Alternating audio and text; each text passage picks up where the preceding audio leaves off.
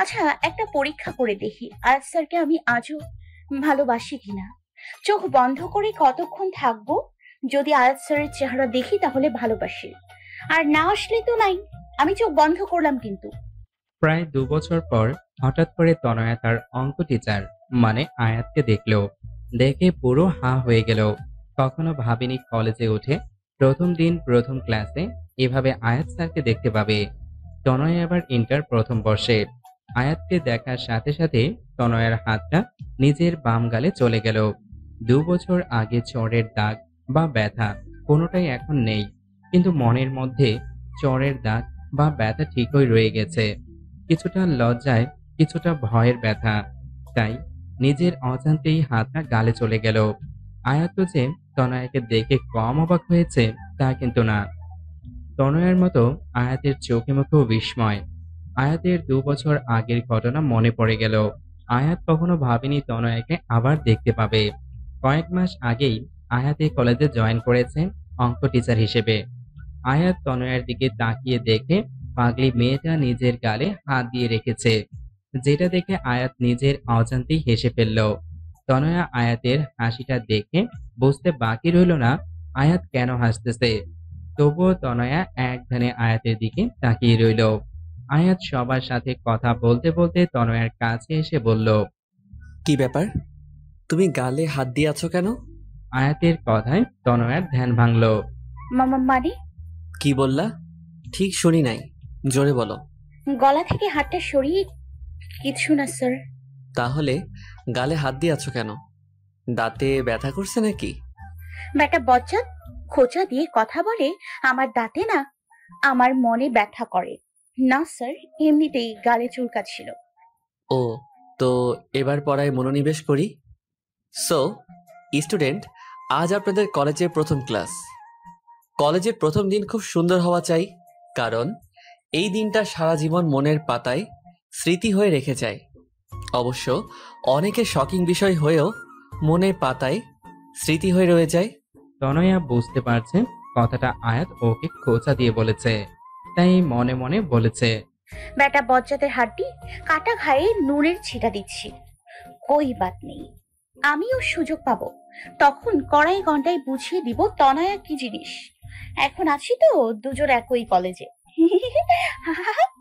College life মানে মজা হই হুল্লোড়, কিন্তু সাথে সাথে পড়াশোনা করতে হবে কিন্তু। আর আমার পরিচয়টা তো পেয়েই গেছেন, আমি আয়াত, আপনাদের ম্যাথ টিচার। আজ তো প্রথম ক্লাস, তাই বেশি বকবক করব না, কারণ আমি জানি এটা আপনাদের অসহ্য লাগবে। আরে, আমার নিজেরই তো টিচারদের বকবক শুনতে ইচ্ছা করে না, তো আপনাদেরকে কি বলবো? আয়াতের কথায় ক্লাসের সবাই হেসে দিল। এর মধ্যে একজন ছাত্র বলল, স্যার কিছু মনে না করলে একটা কথা বলি। হ্যাঁ বলো, কিন্তু তার আগে তোমার নাম বলো। ফাহাদ। ওকে ফাহাদ, বলো কি বলবে। স্যার আপনাকে দেখে টিচার মনে হয় না, আচ্ছা, তো কি মনে হয়? স্টুডেন্টের মতো লাগে। আসলে আমি প্রফেশনাল টিচার না, আমি এবার মাস্টার্স করতেছি। তাহলে শিক্ষকতা কেন? আসলে আমার এটা ভালো লাগে। এটা তো একটা প্রাইভেট কলেজ, আর কলেজের প্রিন্সিপাল আমার আঙ্কেল। তিনি বললেন যে যাতে কলেজে এসে প্র্যাকটিস করি, এতে আমার পিছনের পড়াটা চর্চায় থাকবে, নিজের সময়ও কাটবে। কুল স্যার, তা কতদিন প্র্যাকটিস করবেন স্যার? এই বছর 2, গল্প আর ইন্ট্রোডাকশন তো অনেক হলো, এখন একটু পড়াশোনা করি। তারপর আয়াত সামান্য কিছু পড়ালো। পুরো ক্লাসে তনয়া বারবার আয়াতের দিকে তাকালো। যখন আয়াতের চোখে চোখ পড়তো চোখ নামিয়ে নিত। কলেজ ছুটি, আজ তাড়াতাড়ি হলো, তাই তনয়া তাড়াতাড়ি বাড়ি চলে যায়। বাড়ি গিয়ে তনয়া সোজা নিজের রুমে গিয়ে শুয়ে পড়ল। তনয়া, ফ্রেশ হয়ে খেতে আয়। ভালো লাগছে না তো, পরে খাবো। আজব মেয়ে। ঠিক আছে। তনয়া শুয়ে শুয়ে ভাবছে, কিভাবে কি, পৃথিবীটা সত্যি গোল। এখানে হারিয়ে যেতে চাইলে ঘুরে ফিরে ঠিক একই জায়গায় চলে আসতে হয়। কখনো ভাবিনি আয়াত স্যারের সাথে আবার দেখা হবে, যদিও চাইলে দেখা করতে পারা যেত, কিন্তু আমি নিজে থেকেই তা চাইনি। তাকে দেখলে ভয়ের থেকে বেশি লজ্জা লাগে। যে আজব কাণ্ড করেছিলাম তাতে লজ্জা হবারই তো কথা। চলুন ঘুরে আসি 2 বছর আগে। তখন তনয়া কেবল নবম শ্রেণীতে উঠেছে। বিজ্ঞান বিভাগের ছাত্রী তনয়া। সে কারণে দুটো ম্যাথ, সাধারণ গণিত আর উচ্চতর গণিত। প্রথম প্রথম তনয়া বাকি বন্ধুদের সাথে স্কুলের কোচিং এ পড়তো, কিন্তু বাড়ি থেকে স্কুল বেশ দূরে হওয়ায় স্কুল কোচিং একসাথে সামলাতে খুব কষ্ট হতো। তনয়ার বাবা সেটা খেয়াল করলেন। একমাত্র মেয়ে বলে কথা, তিনি বললেন তার জন্য ঘরে টিচার রেখে দিব।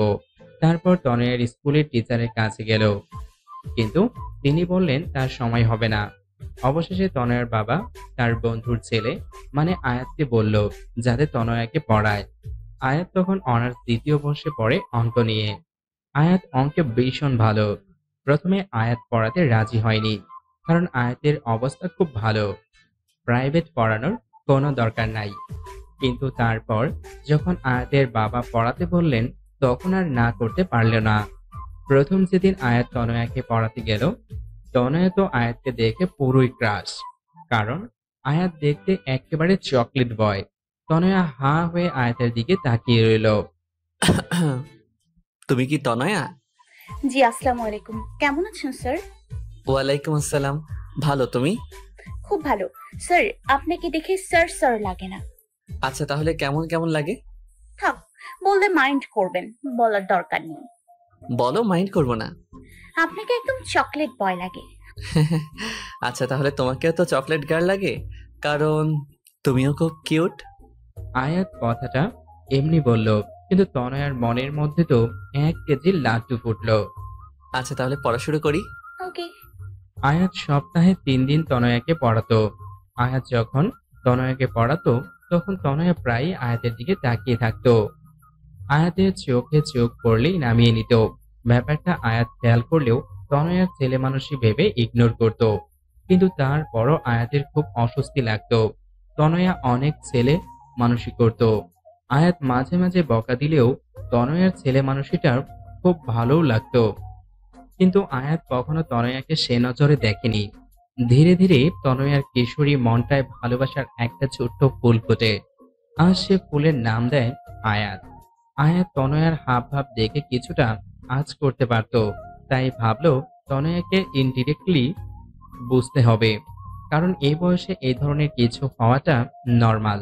কারণ বয়সটাই খারাপ, বেশি কিছু বললে ব্যাপারটা উল্টো হয়ে যেতে পারে। তাই অনেক ভেবেচিন্তে তনয়াকে বলল, তনয়া, তোমাকে কিছু কথা বলি। হ্যাঁ স্যার, বলেন।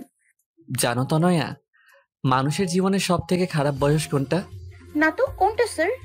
13 থেকে 18 বছর বয়সটা। কেন স্যার?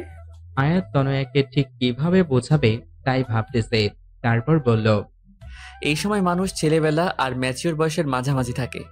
এই বয়সে খারাপ জিনিসটা ভালো, আর ভালো জিনিসটাকে খারাপ মনে হয়।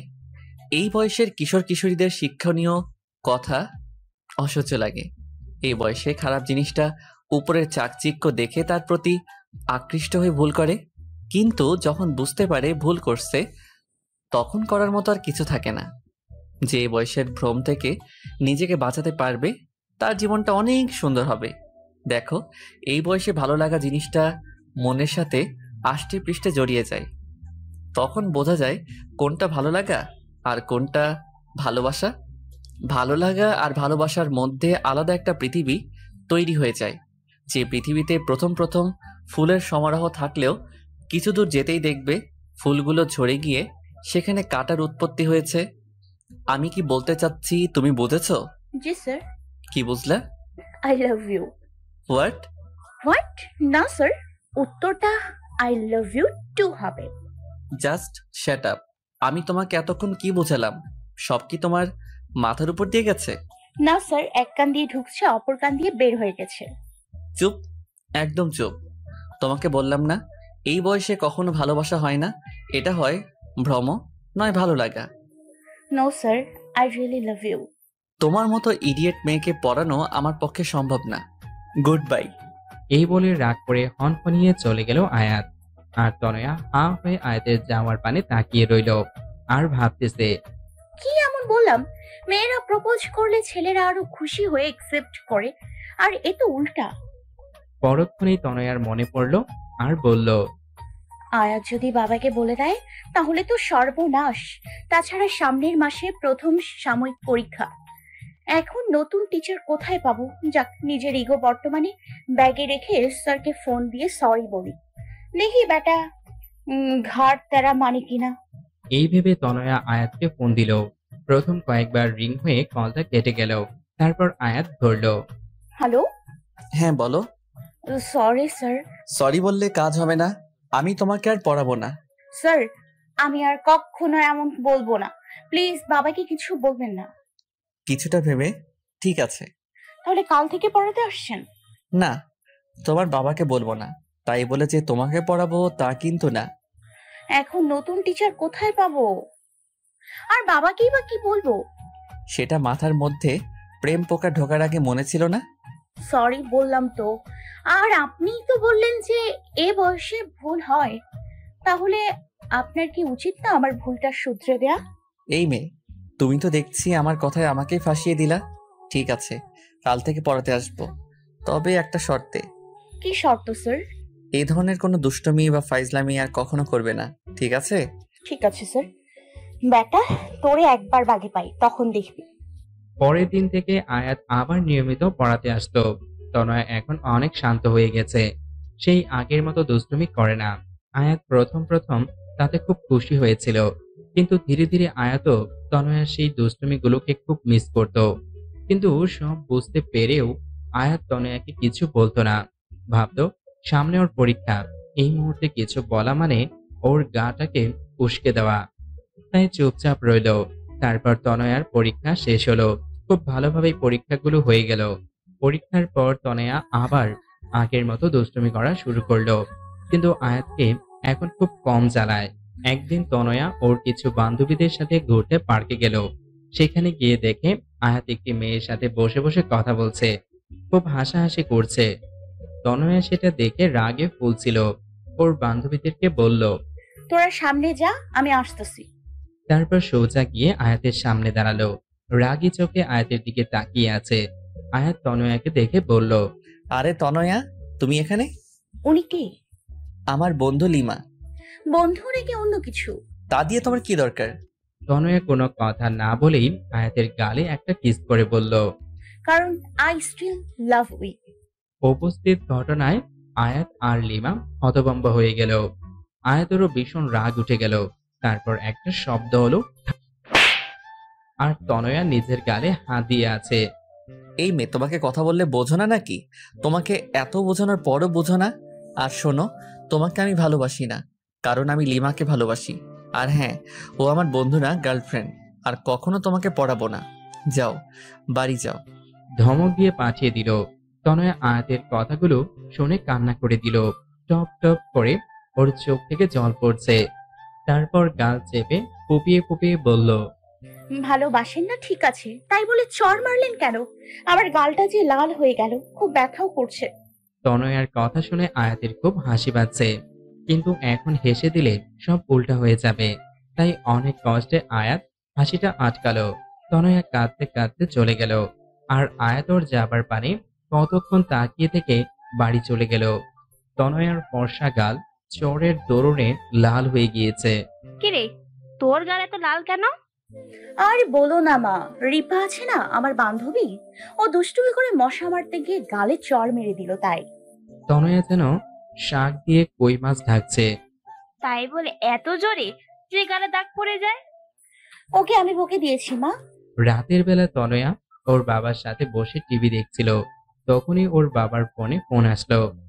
ওর বাবা যখন বলল আয়াত ফোন করেছে, ভয়ে তনোয়ার হাত পা ঠান্ডা হয়ে যাবার উপক্রম। না জানি কি না কি বলে বাবাকে। তনয়ের বাবা ফোনে কথা শেষ হলে বললেন। আয়াত নাকি আর তনয়াকে পড়াতে পারবে না। কেন? আয়াতেরও নাকি কিছুদিন পর পরীক্ষা। প্রাইভেট পড়ালে নাকি ওর নিজের পড়ায় অসুবিধা হয় তাই। তাহলে তনয়াকে কে পড়াবে? আয়াত নতুন টিচার ঠিক করে দিয়েছে, কলেজের টিচার, বয়স্ক একজন টিচার। তনয়া মনে মনে ভাবছে, বেটা বজ্জাত, আমাকে এখন বয়স্ক টিচারের হাতে দেয়া হচ্ছে। তোকে আমি দেখে নিব, কবে তা নিশ্চিত বলতে পারি না। হতে পারে 5-10 বছর পর, কিন্তু দেখে অবশ্যই নিব। তারপর আর আয়াতের সাথে তনয়ার দেখা হয়নি। তারপর তনয়া আর কারোর সাথে রিলেশন তো দূরে থাক, কেউ প্রপোজ করলেও তাকে ধরে পিটাতো। তনয়া এসএসসি পরীক্ষায় জিপিএ 5 পেল। তারপর কিছুদিন আগে এই কলেজে ভর্তি হলো। কিন্তু কপাল দুঃখে বলেন আর সুখে বলেন, প্রায় 2 বছর পর তনয়া আর আয়াতের আবার দেখা হলো। ও হ্যালো বন্ধুগণ, কল্পনা শেষ, এবার বর্তমানে ফিরে আসেন। পরের দিন তনয়া আবার কলেজে গেল। আজকে আয়াতের ক্লাস টাইমে তনয়া গিয়ে ক্লাসের পিছনের দিকটায় বসলো, আর এমন ভাবে বসলো যাতে আয়াতকে বারবার দেখতে না হয়। মানে ওর সামনের বেঞ্চে লম্বা একটা ছেলে ছিল। আয়াত এসে বারবার ক্লাসের এদিক ওদিক চোখ বোলাচ্ছিল। তারপর দেখলো তনয়া ক্লাসের পিছনের দিকে নিচের দিকে তাকিয়ে চুপচাপ বসে খাতায় আঁকিবুকি করছে। আয়াত তনয়ার বেঞ্চের পাশে গিয়ে একটা কাশি দিল। আয়াতকে দেখে তনয় তাড়াহুড়া করে দাঁড়ালো আর হাতটা সোজা বাম গালে রাখলো। তনয়ের এই অবস্থা দেখে আয়াতের খুব হাসি পেল, কিন্তু হাসিটা চেপে রেখে বলল, কি ব্যাপার তনয়া? আমি ওখানে পড়াচ্ছি আর তুমি এখানে খাতায় কি আঁকছো? খাতাটা হাতে নিয়ে দেখে তনয়া পেট মোটা একটা কার্টুন এঁকেছে। What is this Tanaya? Sorry sir. Shut up! আমি বলছি ক্লাস টাইমে পড়ায় মনোযোগ না দিয়ে তুমি এসব কি আঁকছো? Sorry sir. It's okay, but not again. I remember sir. That's good. তারপর আয়াত আবার পড়ানো শুরু করলো, আর তনয়া মনে মনে আয়াতকে এক গাদা গালি বর্ষণ করলো। পরের দিন কলেজের ব্রেক টাইমে কয়েকজন স্টুডেন্ট মিলে ঠিক করলো অঙ্ক প্রাইভেট করবে, আর সবাই আয়াত স্যারের কাছে পড়বে বলে ঠিক করেছে। কিন্তু তনয়া বলল, তার কাছে না পড়ে অন্য কোনো টিচার দেখ না। কিন্তু সবাই মনস্থির করেছে আয়াত স্যারের কাছেই পড়বে, তাই সবাই মিলে আয়াতের কাছে গেল কথা বলতে। কিন্তু তনয়া গেল না। সবাই আয়াতকে পড়ানোর জন্য অনেক অনুরোধ করার পর আয়াত রাজি হলো, কিন্তু আয়াতের বাসায় গিয়ে পড়তে হবে। সবাই তাতে রাজি হয়ে গেল। আয়াত তখন তনয়াকে খুঁজতেছিল। তারপর ভাবলো হয়তো তনয়া ওর কাছে পড়বে না। তনয়া ভাবতে পড়তে যাবে কি যাবে না। তারপর ভাবলো, সব বন্ধুরা পড়তে পারলে আমি কেন পারবো না? আর আয়াত স্যারের প্রতি এখন আমার কোনো ফিলিংস নেই। আবার নিজেকে প্রশ্ন করলাম, সত্যি কি তার প্রতি কোনো ফিলিংস নেই?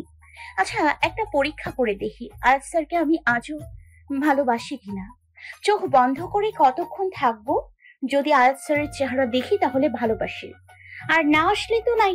আমি চোখ বন্ধ করলাম কিন্তু। কিছুক্ষণ চোখ বন্ধ করার পর তনয়া কেঁপে উঠল। আরে আমি তো আয়াত স্যারকে ভুলে গিয়েছিলাম।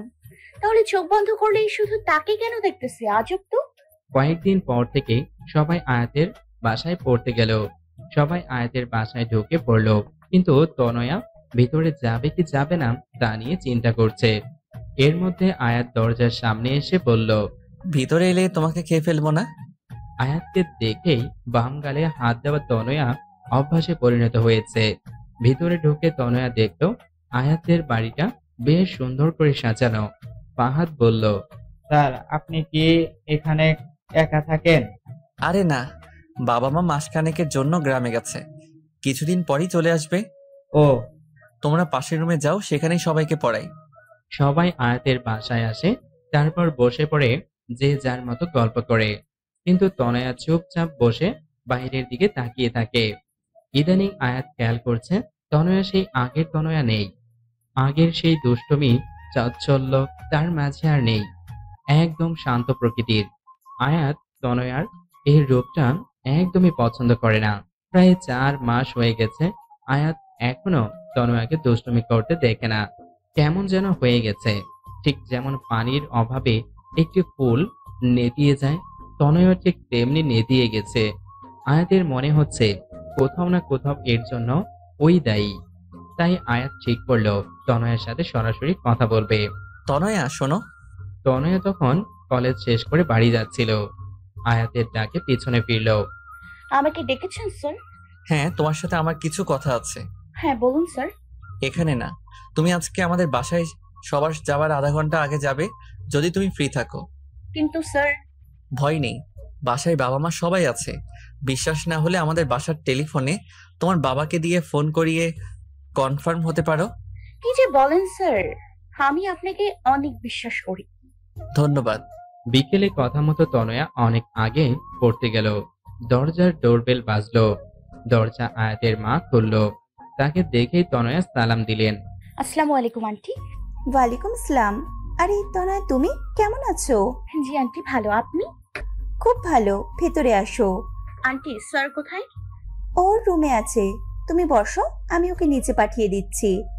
আয়াত নিতে এসে তনয়ার পাশে বসলো। স্যার কি যেন বলতে চেয়েছিলেন? তনয়া, তোমার কি কিছু হয়েছে? না তো স্যার, কিন্তু কেন? না, তুমি সেই আগের তনয়া আর নাই। কেন স্যার, আপনার এমন কেন মনে হলো?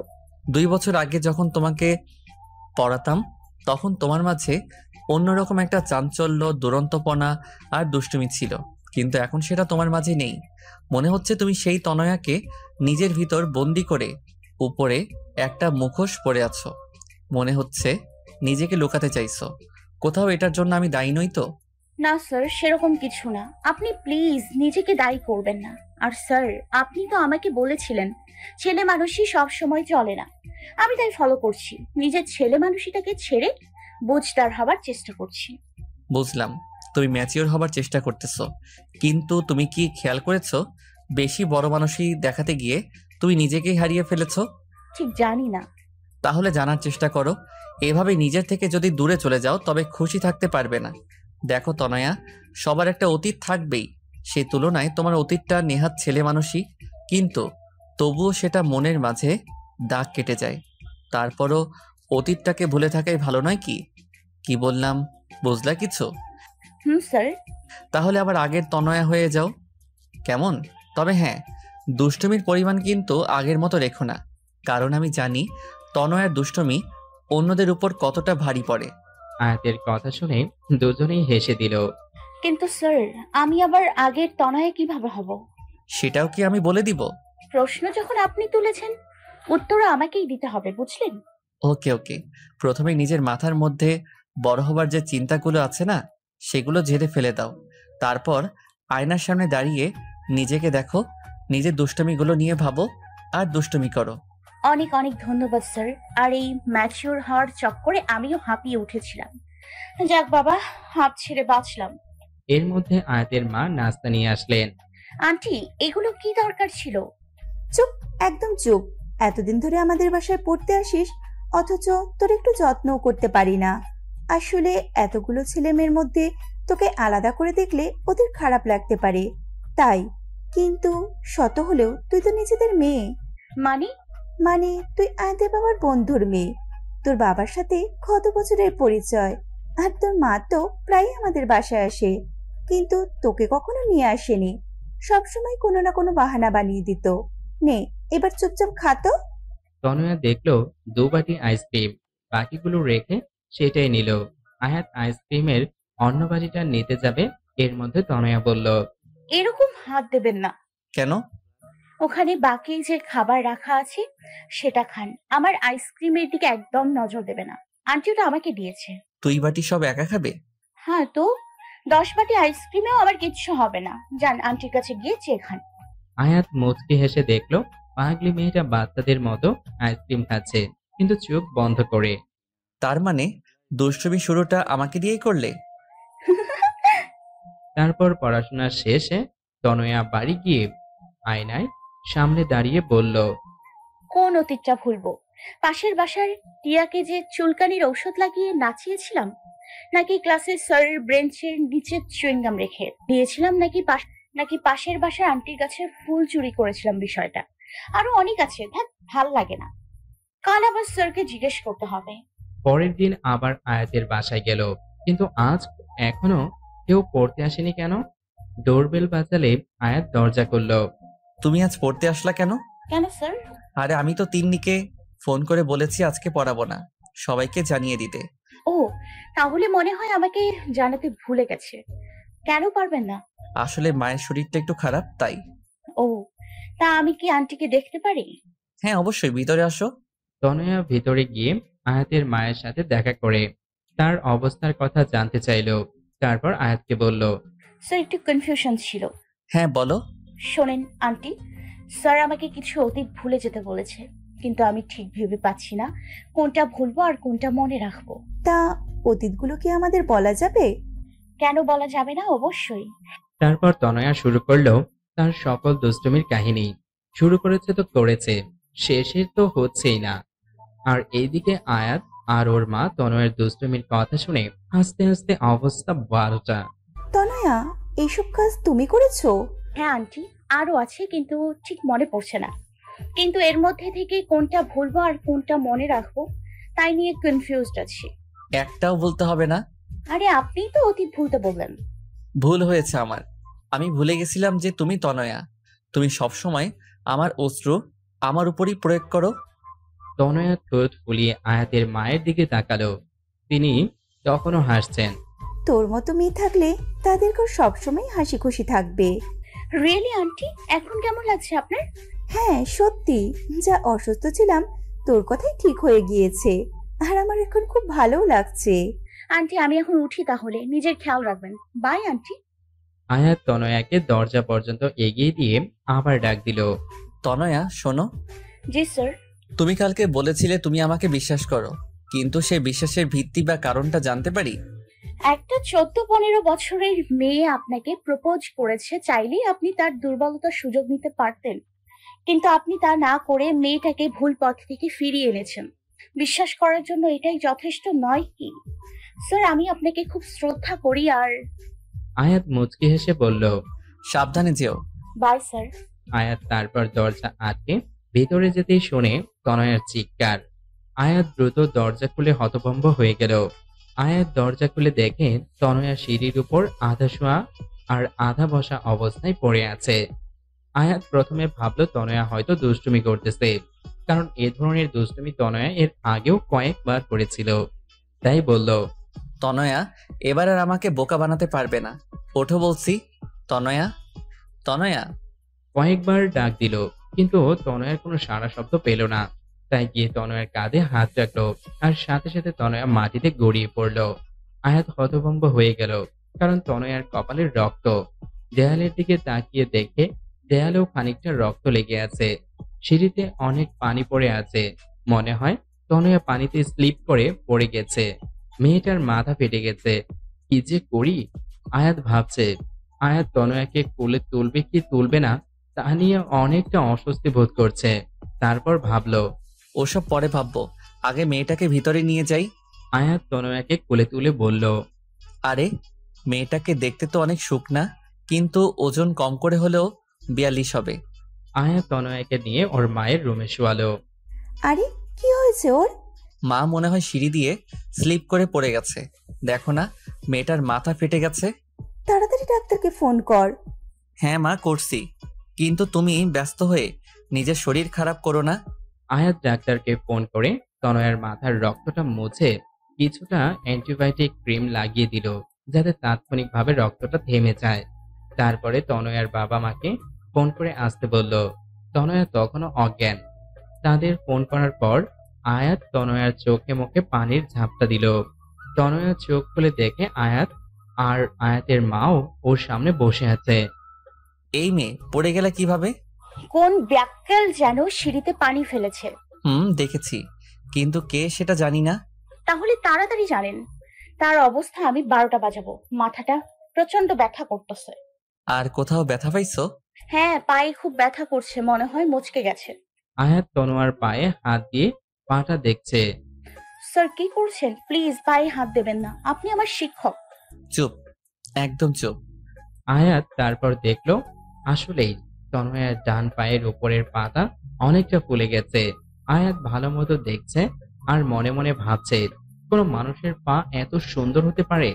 তারপর বলল, কপাল ভালো ভাঙিনি, তবে মচকে গেছে। ডাক্তার এখনই চলে আসবে। কিছুক্ষণ পর ডাক্তার আর তনয়ার বাবা মা একসাথে এলো। ডাক্তার তনয়ার মাথায় ভালো করে ব্যান্ডেজ করে দিল। পায়ে লিকো প্লাস্টার পেঁচিয়ে দিয়ে বলল, সপ্তাহখানিক বেড রেস্ট নিলে ঠিক হয়ে যাবে। তারপর একটা ইনজেকশন বের করলো। ডক্টর, ইনজেকশন কার জন্য? কেন? তোমার জন্য। পেইনকিলারের কাজ করবে আর সেপটিক হবে না। না। বলে একটা চিৎকার দিল। ওর চিৎকার শুনে সবাই কানে হাত দিল, আর আয়াত তাড়াতাড়ি তনয়ের মুখটা চেপে ধরলো। চুপ চুপ, কানের পোকা বের করে দিল। আমি একদম ইঞ্জেকশন দিব না। অত বড় সুচ আমার গায়ে ফোটাবে? No chance. ঠিক আছে, দেওয়ার দরকার নাই। আচ্ছা তনয়া, একটা কথা বলো তো, তোমার তো অনেক রকমের ফুল গাছ ছিল, এখনো কি আছে নাকি? স্যার, আপনার মনে আছে? কেন মনে থাকবে না? অনেক সুন্দর তোমার বাগানটা। এখন তো আগের থেকেও বেশি ফুল আছে। জানেন স্যার, 12 রকমের ক্যাকটাস গাছ আছে আমার। আচ্ছা, তা আমাকে কিছু ফুল গাছ দিবা? হ্যাঁ, অবশ্যই স্যার। ডাক্তার হয়েছে? হ্যাঁ। তনয়া তাকিয়ে দেখে ডাক্তারের ইঞ্জেকশন দেওয়া শেষ। তনয়া বুঝলো আয়াত কেন ফুল গাছের প্রসঙ্গ তুলেছে। স্যার, আপনি খুব বাজে। আমি জানি। কয়েকদিনে ঠিক হয়ে যাবে, ওষুধ দিয়ে গেলাম। আর হ্যাঁ, 2 দিন জ্বর থাকতে পারে। তারপর তনয়ার বাবা মা আয়াতের বাবা মায়ের সাথে কথা বলতে থাকে, আর আয়াত আর তনয়া অনেক কথা বলল। তনয়ার দুষ্টুমি ভরা কথাগুলো শুনে আয়াত মুগ্ধ নয়নে তনয়ার দিকে তাকিয়ে থাকে। তনয়ার চোখে চোখ পড়তেই আবার চোখ সরিয়ে নিত। এদিকে সন্ধ্যা পেরিয়ে গেল। আমাদের যে এখন উঠতে হবে। আরে থাক না আজকে। না রে, পরে একদিন। আজকে তনয়ার এ অবস্থা, তাই বাড়ি যাওয়াটাই বেটার। তাহলে আজকে উঠি। কিন্তু তনয়া তো হাঁটতেই পারে না, ও 3 তলা থেকে কিভাবে নামবে? আয়াতের বাড়িটা 3 তলা, নিচের 2 তলা ভাড়া দেওয়া, 3 তলায় ওরা থাকে, তাই 3 তলার ডুপ্লেক্স করা। সমস্যা নেই, আয়াত নামিয়ে দেবে। তনয়ার বাবা মা সবাই নিচের দিকে নামছে, সাথে আয়াতের বাবা মাও। কি ম্যাডাম রেডি? কিসের জন্য? আয়াত কোনো কথা না বলে তনয়াকে কোলে তুলে নিল। তনয়া হতভম্ব হয়ে গেল, আর প্রথমবার আয়াতের স্পর্শ পেয়ে শিহরিত হয়ে উঠল। ওর শরীরের প্রত্যেকটি পশম দাঁড়িয়ে গেল।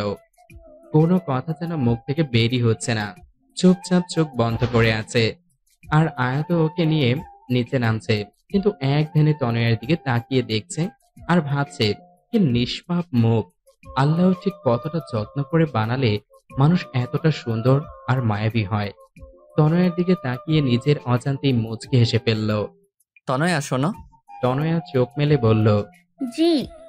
তোমার হাতটা আমার কাঁধে রাখলে ভালো হতো, তোমার যা ওজন। তনয়ার রাগান্বিত চোখে আয়াতের দিকে তাকিয়ে হাতটা আয়াতের কাঁধে রাখলো, আর আয়াতের চোখের দিকে তাকাতেই অজানা এক আবেশে হারিয়ে গেল। তনয়া মনে মনে বলল, আর একটা চান্স নেব নাকি স্যারকে ভালোবাসার? সাথে চটটার কথা মনে পড়ল, আর তনয়া হাতটা ওর বা গালে চলে গেল। আয়াত সেটা খেয়াল করে বলল, এই মেয়ে, তুমি আমাকে দেখলে সবসময় গালে হাত দাও কেন? এমন ভাব করছেন যেন কিচ্ছু জানেন না। আয়াত তা দেখে হেসে দিল। তনয়া দেখল ওরা নিচে নেমে প্রায় গাড়ির কাছে পৌঁছে গেল। তনয়া বলল, ইস, 3 তলা না হয়ে 10 তলা হলে ভালো হতো। তনয়াকে গাড়িতে পৌঁছে দিয়ে আয়াত মনে মনে কি যেন ভেবে মুচকি হাসি দিল। তনয়া চলে গেল। সেদিন রাতে তনয়ার ভীষণ জ্বর আসলো। পরের 2 দিন তনয়াকে ক্লাসে না দেখে আয়াত একেবারে অস্থির হয়ে গেছে। ফোনে অবশ্য খবর নিয়েছিল, তাই ভাবলো আজ তনয়াকে দেখতে যাবে। সেদিন বিকালে আয়াত আর আয়াতের মা তনয়াদের বাড়ি গেল। প্রায় 2 বছর পর আয়াত তনয়াদের বাড়ি আসলো। বাড়ির চারপাশে তাকিয়ে মনে মনে বলছে, মেয়েটা সত্যি বলেছে, ওর ফুলের বাগানটা আগের থেকে অনেক বড় করেছে। নিজে যেরকম ফুলের মতো দেখতে, তেমনি তার ফুলের শখ। আয়াতকে দেখে তো তনয়ার মা খুব খুশি। আয়াত তাকে সালাম দিয়ে কুশলাদি বিনিময় করে বলল, আন্টি, তনয়া কেমন আছে? আরে বলো না, 2 দিন জ্বরের কারণে ছোট বাচ্চাদের মতন জ্বালাচ্ছে। আর সারাদিন কিচ্ছু খাওয়াতে পারিনি, দেখো এখনো ঘাপটি মেরে শুয়ে আছে।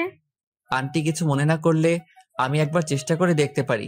আরে এটা মনে করার কি আছে, এই নাও খাবার, তনয়া রুমেই আছে। আয়াত আস্তে করে রুমে ঢুকে দেখে তনয়া বাচ্চা মেয়েদের মতো গুটিসুটি মেরে শুয়ে আছে। আয়াত তনয়ার রুমের দিকে তাকিয়ে হেসে দিল। বাচ্চাদের মতো সারা রুমে কার্টুন পিক লাগানো, টম অ্যান্ড জেরি থেকে শুরু করে রূপাঞ্চেল, সবার পিক আছে। আয়াত তনয়ার দিকে তাকিয়ে ভাবছে, আসলেই 2 দিনের জ্বরে মেয়েটা অনেকটা শুকিয়ে গেছে, চোখ দুটো বসে গেছে, মুখটা শুষ্ক হয়ে গেছে, আর চুলগুলো এলোমেলো। তনয়া, তনয়া। তনয়া আয়াতের ডাক শুনে চোখ মেলে তাকালো। আয়াতকে দেখে যেন তনয়ার চোখে মুখে খুশি ফুটে উঠল। স্যার আপনি কেমন আছেন? আয়াত তনয়াকে উঠে বসতে সাহায্য করে, তারপর বলে, আমি তো ভালো, বাট তুমি নিজের কি অবস্থা করেছো? স্যার আমি তো ঠিক আছি। হ্যাঁ, দেখেই বোঝা যাচ্ছে কতটা ঠিক আছো। এবার খাবারটা খেয়ে নাও। না, খাবার খেলে আমার বমি পায়, আর খাবারগুলো খুব তেতো। খাবার না খেলে আরো বেশি দিন অসুস্থ থাকবে। থাক, তবুও খাবো না। হুম, তুমি কি দুদিন তোমার বাগানে গেছিলা? না তো, কেন? আন্টি বলল তোমার অনেকগুলো গাছ চুরি হয়ে গেছে। কি? তাই তো বলি, খেয়ে তাড়াতাড়ি সুস্থ হয়ে গাছের খেয়াল রাখো। দিন তাড়াতাড়ি খাই, আমার গাছ। বলে মুখ ভার করে খাচ্ছে। আয়াত সেটা দেখে মুখ টিপে টিপে হাসছে। তারপর তনয়া আয়াতের মায়ের সাথে অনেকক্ষণ গল্প করলো। কিছুক্ষণ পর তারা চলে গেলেন। তনয়ার সুস্থ হতে প্রায় 10 দিন সময় লাগলো। এই 10 দিন আয়াত ক্লাসে তেমন কোনো মনোযোগ দিতে পারলো না।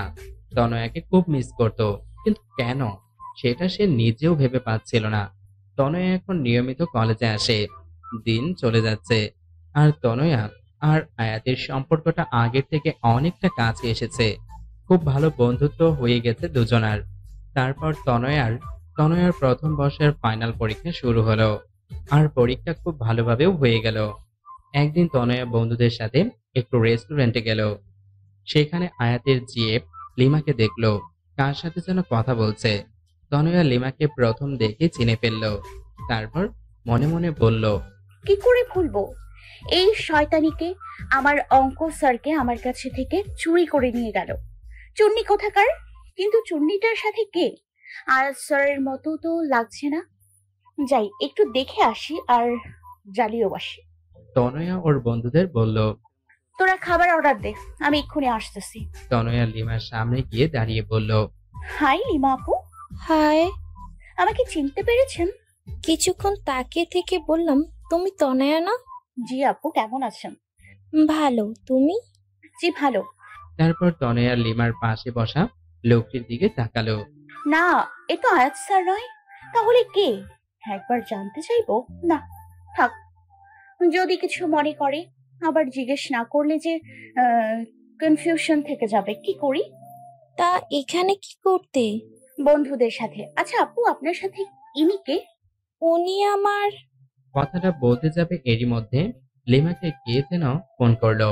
লিমা ফোনটা রিসিভ করেই বলল, হ্যাঁ আয়াত, বল।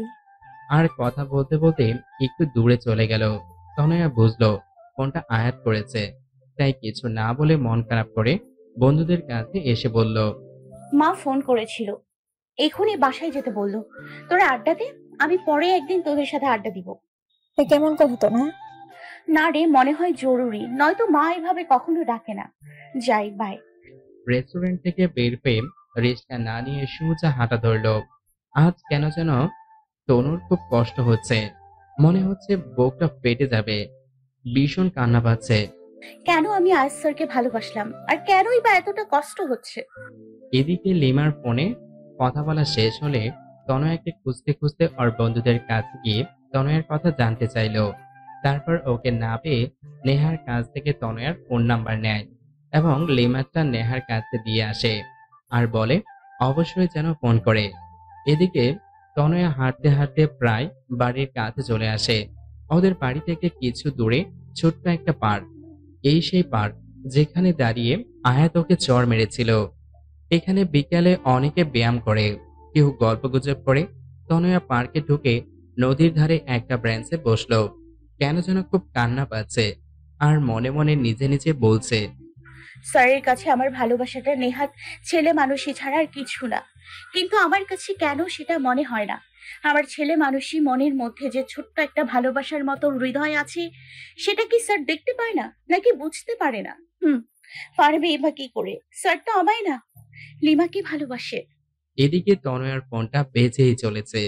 ফোনে অচেনা নাম্বার দেখে রিসিভ করলো না, কিন্তু বারবার রিং হচ্ছে বলে তাই এবার রিসিভ করলো।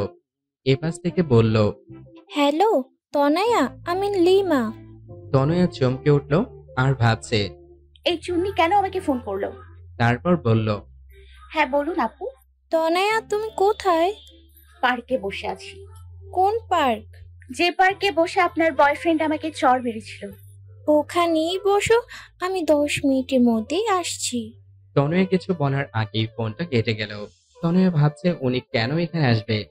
কিছুক্ষণের মধ্যেই লিমা চলে আসলো। হ্যাঁ আপু বলেন, কি বলবেন? তুমি কিছু না বলে চলে আসলে কেন? এমনিতেই ভালো লাগতেছিল না আপু। ভালো লাগছিল না, নাকি আয়াত আমাকে ফোন করেছিল তাই? তনয়া অবাক চোখে লিমার দিকে তাকালো। তেমন কিছু না।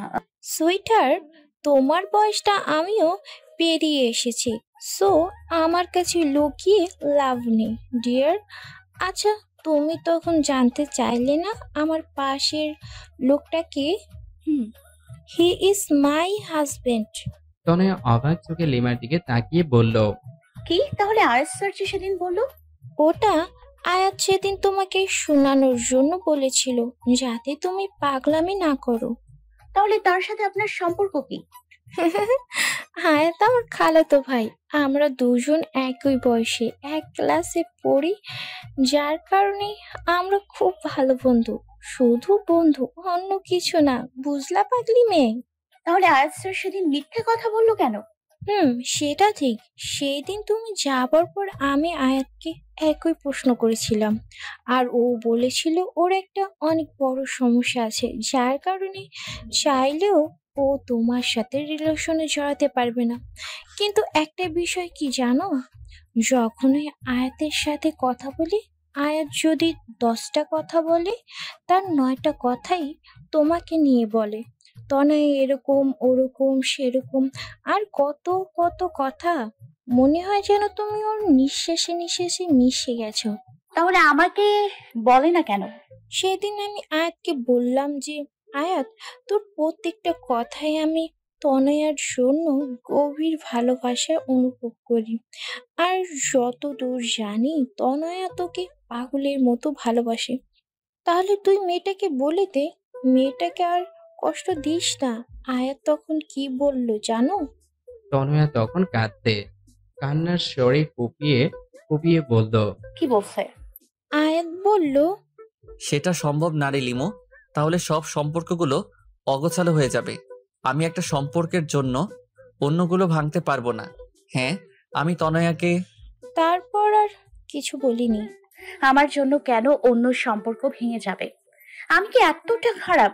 আর তার কি এমন সমস্যা যার কারণে আমার সাথে এমন করছে? সেটা আমি জানি না রে, অনেক জানার চেষ্টা করেছি, কিন্তু সববারই ব্যর্থ হয়েছি। এখন তুমি চেষ্টা করে দেখতে পারো। তনয়া অঝরে কাঁদছে। এই পাগলি মেয়ে, প্লিজ কেঁদো না। দেখো, আমি তোমাকে এই কথাগুলো আগে বলতে পারতাম, কিন্তু তুমি তখন খুব ছোট ছিলা। আর তারপর আমার বিয়ে হয়ে যায়। বিয়ের পর আমি চট্টগ্রাম ছিলাম, তখন চেয়েও তোমার সাথে যোগাযোগ করতে পারিনি। সরি আপু। কেন? আয়াস স্যারের গার্লফ্রেন্ড ভেবে তোমাকে মনে মনে অনেক বকা দিয়েছিলাম। লিমা তনয়ার কথা শুনে হেসে ফেলল আর বলল, পাগলি মেয়ে, ইটস ওকে। আচ্ছা শোনো, তুমি এসব নিয়ে চিন্তা করো না। দেখবে আল্লাহ চাইলে তুমি তোমার অঙ্ক টিচারকে পেয়ে যাবে। যদি আল্লাহ না চায়? তাহলে পাবে না। লিমার কথা শুনে তনয়া ভ্যা ভ্যা করে বাচ্চাদের মতো কেঁদে ফেলল। প্লিজ এইভাবে কেঁদো না। আয়াত কিন্তু ছিসকাতুনি মেয়েদের একদম পছন্দ করে না। তনয়ার সাথে কান্না থামিয়ে ফেলল আর ফোপাচ্ছে। সেটা দেখে লিমা হেসে বলল, এই পিচি মেয়েটার মনে অঙ্ক টিচার মানে আয়াতের জন্য এত ভালোবাসা লুকিয়ে আছে। আচ্ছা শোনো, আয়াত 10 মিনিটের মধ্যে এখানে আসবে। কেন? আমি আসতে বলেছি। কেন? তুই সত্যি মাথা মোটা। আমি এখন চলে যাব, তারপর আয়াতকে ফোন করে বলে দেব জরুরি কাজে চলে গেছি, তখন তোরা গল্প করিস। তনয়ার লজ্জা পেয়ে মাথা নিচু করে ফেলল। ও বাবা, এই মেয়ে তো লজ্জাও পায়। ধন্যবাদ আপু। বলে লিমাকে জড়িয়ে ধরল। শোন, রোজ ফোন করবি আমাকে। আর শোন, আমি তোকে যা বললাম আয়াতকে বলবি না।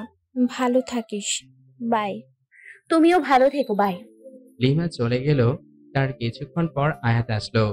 আয়াত এসে লিমাকে না পেয়ে চলে যাবে এমন সময় দেখলো তনয়া চুপচাপ বসে কাঁদছে। তনয়া, তুমি এখানে?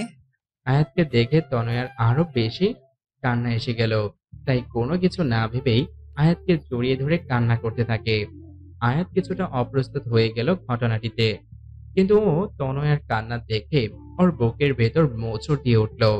তারপর বলল, কি হয়েছে তনয়া? কেউ কিছু বলেছে? প্লিজ কিছু বলো। এইভাবে কেঁদো না প্লিজ, কিছু বলো। তনয় কিছু বলছে না, শুধু আয়াতকে জড়িয়ে ধরে কান্না করছে। আয়াত ওর মাথায় হাত বুলিয়ে দিচ্ছে আর বলছে, প্লিজ কিছু তো বলো তনয়া। তনয়া নিজেকে আয়াতের থেকে ছাড়িয়ে কিছু না বলে কাঁদতে কাঁদতে চলে গেল। আয়াত বোকার মতো ওর যাওয়ার পানে তাকিয়ে রইল। পরে কয়েকবার তনয়ার কাছে এই বিষয়ে আয়াত জানতে চেয়েছে, কিন্তু সব সময় তনয়া ব্যাপারটা এড়িয়ে গেছে। 3 মাস পর ঠাস, আজ আয়াত তনয়াকে সর্বসম্মুখে আবারও একটা চড় মারল। কিন্তু কেন? আয়াত পার্কে বসে আবার তনয়াকে একটা চড় মারল। পার্কের অনেক লোক তাকিয়ে আছে এই অবস্থা দেখে। তনয়া গালে হাত দিয়ে দাঁড়িয়ে আছে। আজ ওর চোখ থেকে অশ্রুর নদী বইছে না, কিন্তু খুশিতে চোখ দুটো ছলছল করছে। আয়াত ওকে চড় মেরে কিছু দূর গিয়ে নিজের হাতে সজোরে একটা আঘাত করল। তনয়া দৌড়ে গিয়ে ওর হাতটা ধরে বলল, মাথা ঠিক আছে আপনার? আয়াত কোনো কথা না বলে তনয়াকে নিজের বুকের সাথে শক্ত করে চেপে ধরল। তনয়া হতবাক হয়ে গেল। তনয়া নিজেকে ছাড়ানোর চেষ্টা করছে, কিন্তু পারছে না, কারণ আয়াত ওকে এতটা শক্ত করে জড়িয়ে ধরে আছে। তনয়া চেষ্টা করে নিজেকে ছাড়াতে পারছে না। নেহা আর নয়ন, তনয়ার ক্লাসমেট, ওদের দিকে তাকিয়ে মুচকি মুচকি হাসছে, কারণ ওদের প্ল্যান কাজে দিয়েছে। প্ল্যানটা কি? চলুন 3 মাস আগে। লিমার সাথে কথা বলার পর তনয়া অনেকবার বিভিন্নভাবে আয়াতের সমস্যাটা জানতে চেষ্টা করেছে, কিন্তু সব সময় ব্যর্থ হয়েছে। তাই ভাবলো, আয়াত স্যার যেমন লিমার নাম করে আমাকে খেপিয়েছে, তেমন কিছু করলে কেমন হয়? তাই নেহার সাথে কথা বলল, কারণ নেহা তনয়ার বিষয়ে প্রায় সব কথাই জানে। তাই নেহা বলল, সেটা ঠিক হবে। তুই অন্য কারোর সাথে রিলেশন করিস, শুনলে আয়াত স্যারের ভীষণ হিংসা হবে। কিন্তু নকল বয়ফ্রেন্ড কোথায় পাবো? এক কাজ কর, আমার বয়ফ্রেন্ড মানে নয়নকে কয়েকদিনের জন্য ধার নে। আর আমার আর নয়নের সম্পর্কের কথা তো তেমন কেউ জানে না, তাই সন্দেহ হবে না। নয়নকে আমি বুঝিয়ে বলবো।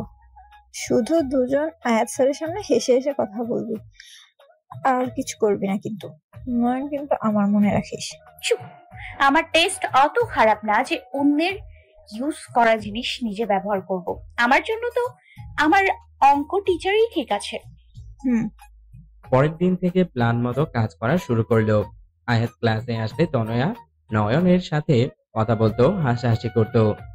কলেজ থেকে প্রায় একসাথে যেত, এমনকি আয়াতের বাসায় গিয়েও দুজন একসাথে বসতো, কথা বলতো। আয়াত সেগুলো নোটিস করতো আর ভীষণ রাগী চোখে তনয়ার দিকে তাকাতো। তনয়া সেগুলো দেখে মনে মনে হাসতো আর বলতো, আমাকে কষ্ট দেয়া না, এবার দেখবে আর জ্বলবে আর লুচির মতো ফুলবে। তো সেদিন আয়াত পার্কে আসবে সেটা তনয়া জানতো, তাই আগে থেকে নয়নের সাথে পার্কে গিয়ে বসে বসে কথা বলছে আর জোরে জোরে হাসছে। সেটা দেখে আয়াতের পা থেকে মাথা পর্যন্ত গরম হয়ে গেল। সাথে সাথে গিয়ে তনয়ার সামনে দাঁড়ালো। তনয়ার হাতটা টান দিয়ে দাঁড় করিয়ে ঠাস। আয়াত এখনো তনয়াকে জড়িয়ে ধরে আছে। তনয়াও এখন নিজেকে ছাড়ানোর বৃথা চেষ্টা করছে না। আয়াতের বুকে কান পেতে ওর হৃদয়ের আওয়াজটা শোনার চেষ্টা করছে। চোখ বন্ধ করে অনুভব করছে ওর হৃদয়ের আওয়াজটা। হঠাৎ কি এমন মনে করে আয়াত তনয়াকে ছেড়ে দিয়ে চলে যেতে চাইলো। এবার তনয়া আয়াতের হাতটা টেনে ধরলো। দাঁড়ান। আয়াত মাথা নিচু করে দাঁড়িয়ে আছে। যখন তখন আমাকে চড় মারবেন, আবার জড়িয়ে ধরবেন। আমার গালটা কি বাংলা লিঙ্ক নামে পাইছেন? চড় মারলেন তো মারলেন, তারপর টানা 10 মিনিট জড়িয়ে ধরে রাখলেন। দেখেন লোকজন কেমন করে তাকিয়ে আছে। আপনার সমস্যাটা কি বলবেন? কোনো সমস্যা নাই, আমার কাজ আছে। যতই কাজ থাকুক, আমার প্রশ্নের উত্তর না দিয়ে যেতে পারবেন না। আমি তোমার প্রশ্নের উত্তর দিতে বাধ্য নই। বাধ্য, 100 বার বাধ্য। তনয়া আয়াতের হাতটা ধরে টেনে নিয়ে নদীর পাড়ে নিরিবিলি একটা জায়গায় নিয়ে বলল, স্যার, আমি জানি আপনি আমাকে, কিন্তু আপনি কেন আমায় ইগনোর করছেন সেটা বলবেন প্লিজ। আর হ্যাঁ, নয়নের সাথে আমার কোনো সম্পর্ক নেই। এতদিন যা দেখছেন সবটাই আপনাকে রাগানোর জন্য। আয়াত অবাক চোখে তনয়ার দিকে তাকিয়ে বলল, তনয়া, তোমার বয়স কত? হ্যাঁ, আপনার তো অন্য কিছু বলার কথা। আগে বলো, তারপর বলছি। 17 বছর। 18 বছর হতে কতদিন বাকি? এইচএসসি পরীক্ষার বাকি তো প্রায় 5 মাস, আর পরীক্ষার মধ্যেই 18তে পা দিব। তোমার প্রশ্নের জবাবগুলো আমি তোমার এইচএসসি পরীক্ষার পর দিব, কিন্তু তার আগে তোমাকে আমাকে একটা ওয়াদা করতে হবে।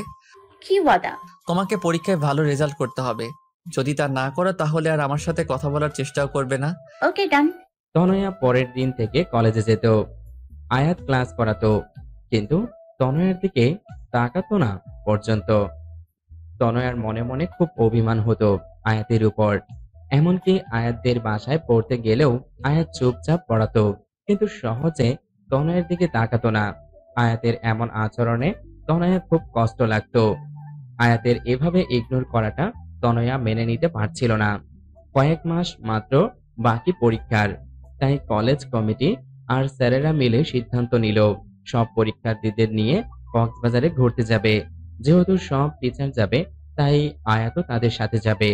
তনয়া সেটা শুনে ভাবলো, আমি গেলে হয়তো স্যার ঠিকমতো এনজয় করতে পারবে না, তার থেকে আমার না যাওয়াই বেটার হবে।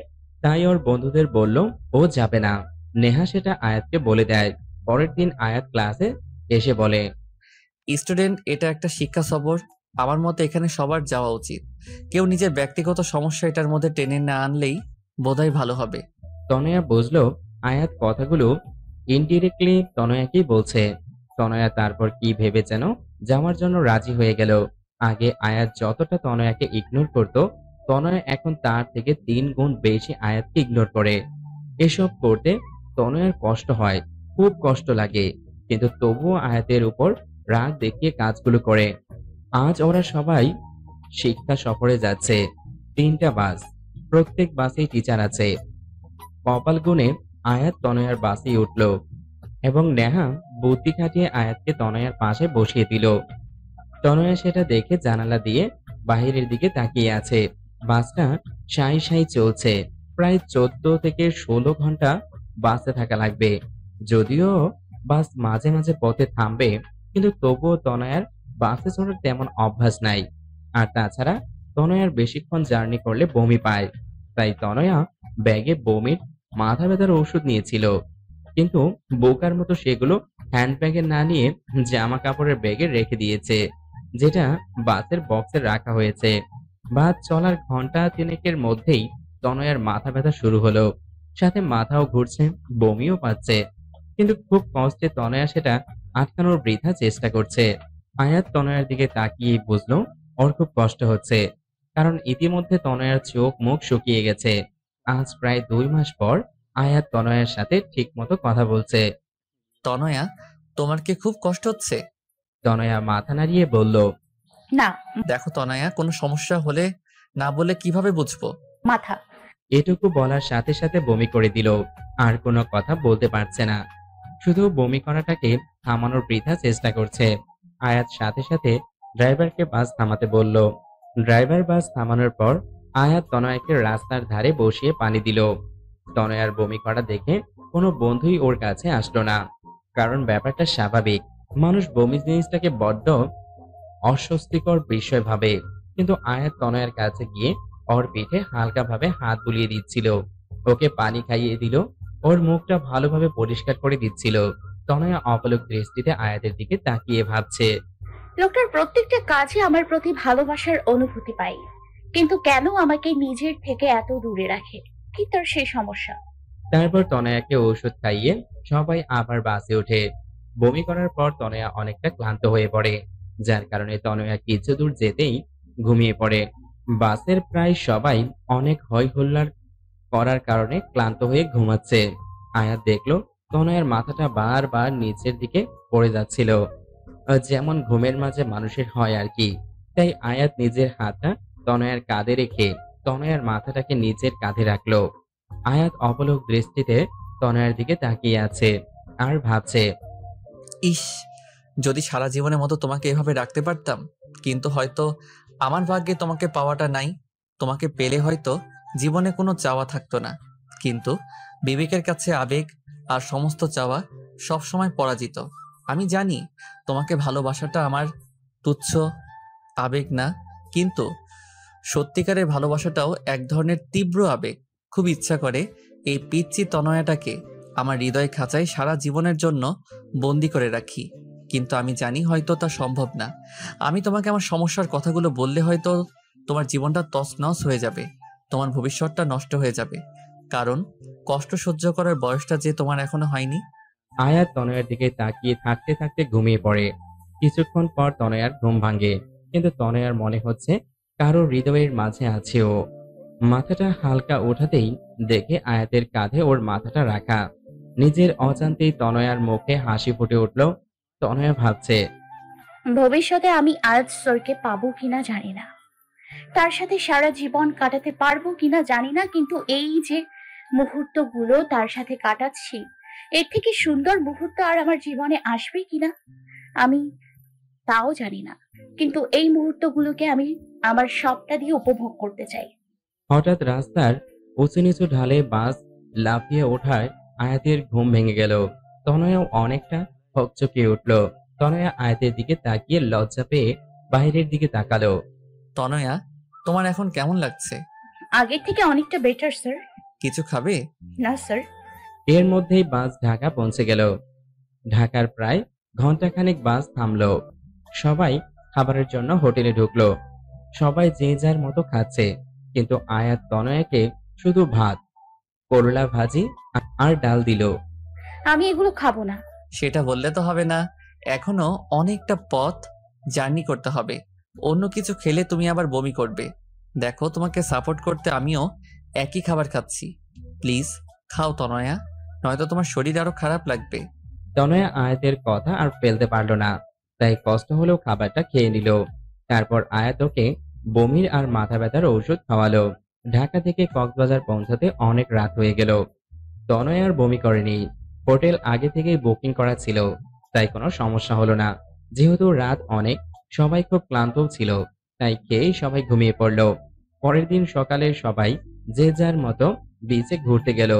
আয়াত আর তনয়ার আসার কথা শুনে লিমাও সেখানে আসলো, কারণ লিমা তো চট্টগ্রামেই থাকে। লিমাকে আয়াত তনয়ার সাথে হওয়া কথা সবটা খুলে বলল। কিন্তু আয়াত, তুই কি সত্যি ওকে ভালোবাসিস না? না। এই মিথ্যাটা না অন্য কারো কাছে বলিস, একেবারে ফ্লপ মার্কা অ্যাক্টিং। ওকে সারা জীবনের জন্য আমার করে পাওয়া মনে হয় আমার কপালে নেই রে। কি সমস্যা আয়াত, বল না প্লিজ।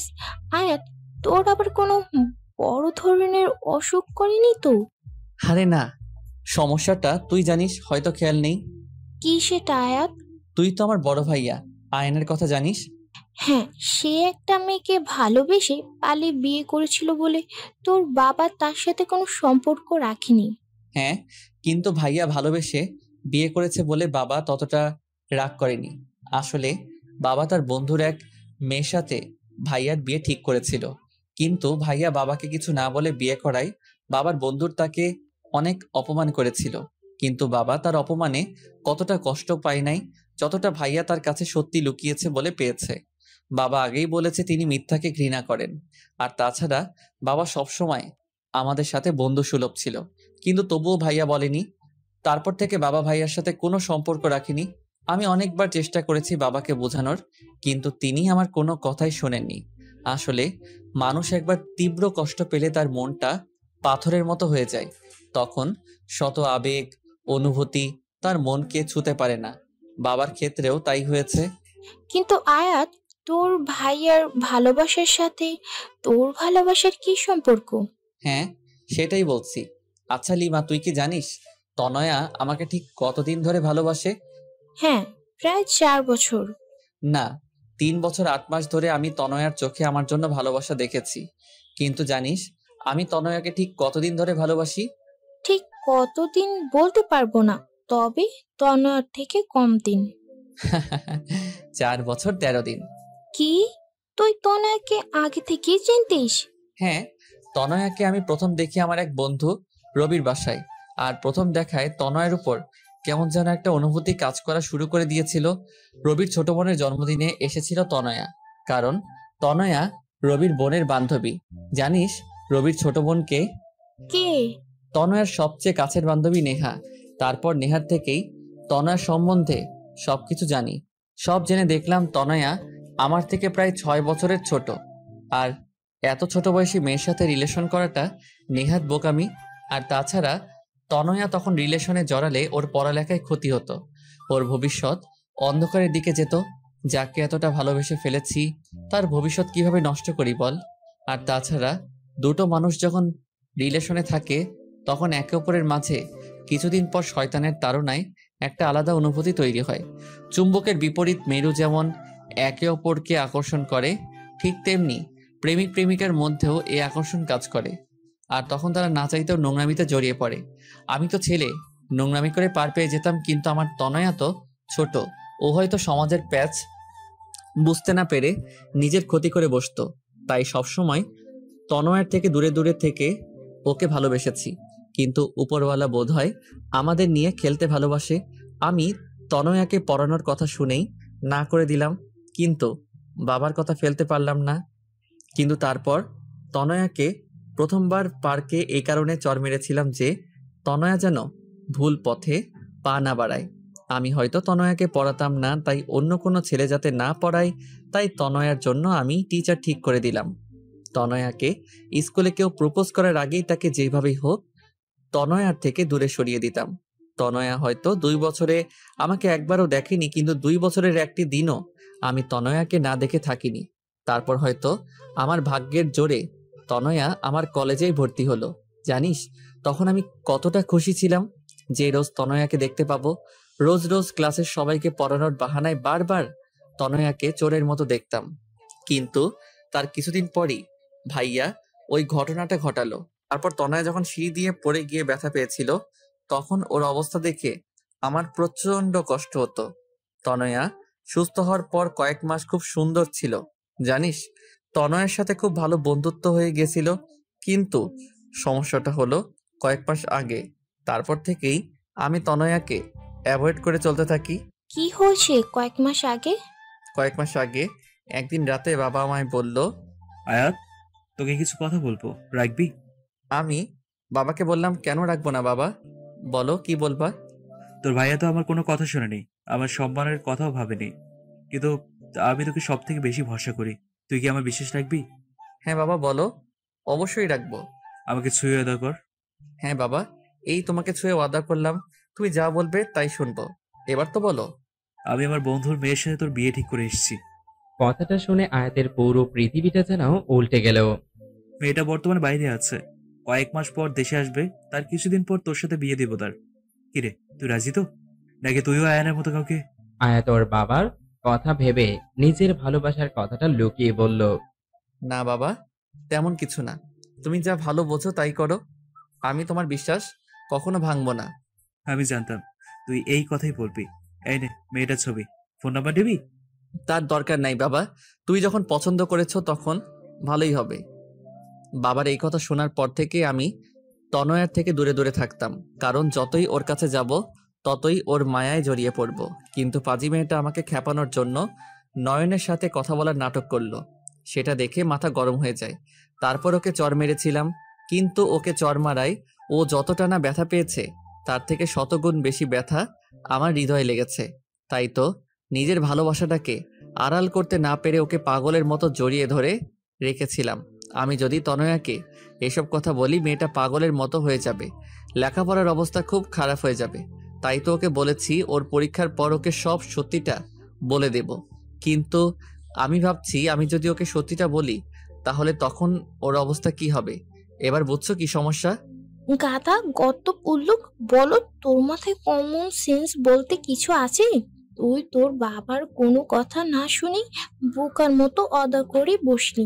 আরে আগে আঙ্কেলের কথাটা শুনে তো নিতি।